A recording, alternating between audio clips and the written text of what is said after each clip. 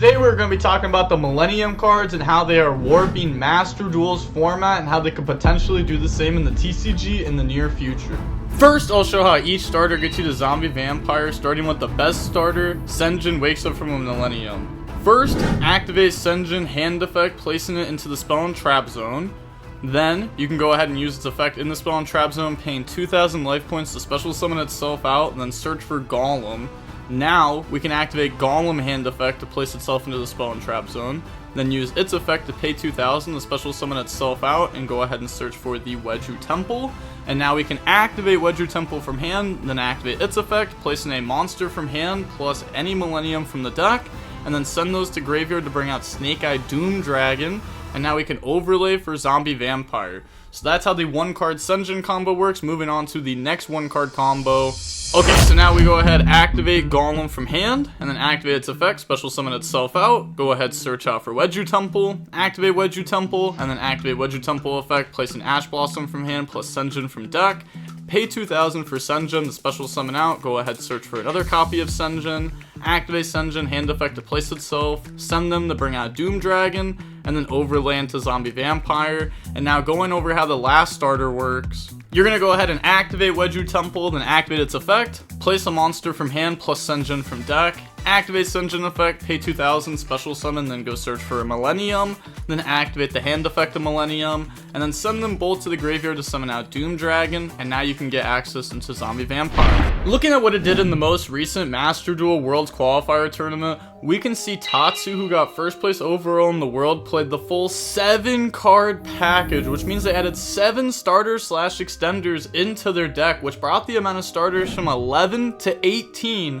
which meant they went from an 80% starter rate to a 95% starter rate. Now these cards are more than just starters/extenders. They also allow you to go for game extremely easy, as they put up 7,750 damage plus a pushback from Doom Dragon in just 3 summons, only one of them being from the extra deck. So if you get hit with stuff like Fua going into an open board going second, you can end the game easily without giving them many draws or playing in the nib. Now this isn't as relevant as it is in TCG compared to OCG/Master Duel, because they have Max C while we do not. These cards also trade extremely well into low impact hand traps like Veiler/Imperm. As they negate your Zombie Vampire, you still have 2 bodies to make stuff like SP, IP, or Moon in the Fiendsmith combo. Now looking at the first place EU list from the Master Duel tourney, we can see they played a more average size Millennium package, playing just the 5-card engine. This package is huge for the deck, as there aren't that many Snake Eye starters, so the deck needs ways to get to them. Now of course you could always play stuff like Small World that gives you access to more starters, but in general, Small World is not really worth it, and going second, Small World becomes much worse, while the Millenniums are still fine going second. Looking at Patrick Hoban's top 16 list from the NAWCQ 2024, we can see that he played the smallest package possible, being the 4-card engine. Now note, this was also before the release of Snake Eye Doom Dragon and before the ban of Beatrice, so we didn't have/need something like Zombie Vampire to bridge our Millennium cards in the Snake Eye cards. The Millennium cards also had synergy with Snake Eye too, because you could place something like Snake Eye Diabellstar from hand, and you could actually use the Snake Eye Diabellstar effect in the spell and trap zone. We can also see the engine starting to be played in current format. It just got top 32 at the German Nationals in the Mitsurugi Fiendsmith deck piloted by Killian Rockin. Now there's more to the engine other than just being more starters/extenders and good at going second.